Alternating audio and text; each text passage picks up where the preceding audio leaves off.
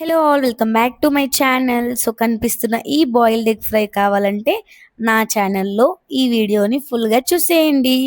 So దానికి కావాల్సిన ingredients are quite simple, because మనం ఏవైనా సింపుల్ రెసిపీస్ ప్రిఫర్ చేస్తాము. మీకు ఎన్ని ఎగ్స్ కావాలంటే అన్ని ఎగ్స్ బాయిల్ చేసి పొట్టు తీయండి, ఇలా కాట్లు పెట్టుకోండి, నాట్ ఫుల్లీ బట్ మసాలా వెళ్ళడానికి. అండ్ దెన్ కడాయిలో ఆయిల్, ఉప్పు, కారం, పసుపు, మసాలా, కావాలంటే అల్లం వెల్లుల్లి పేస్ట్ వేసుకొని ఆయిల్లోకి ఎగ్స్ వేసేసుకోవాలి. దాంట్లోకి మంచిగా మసాలా వెళ్ళిన తర్వాత కనిపిస్తున్నట్టు దానిపైన ఒక లేయర్ ఫామ్ అవుతుంది. అప్పుడు ఒకసారి కలిపి తీసేస్తే దే ఆర్ రెడీ.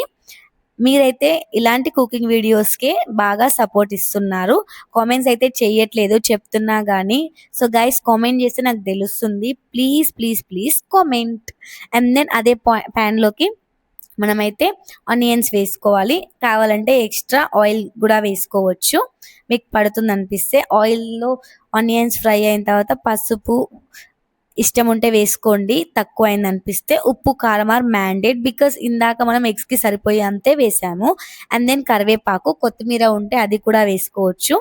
ఇలా అది ఫామ్ అయిన తర్వాత దాంట్లోకి ఎగ్స్ అన్ని వేసేసుకోవాలి.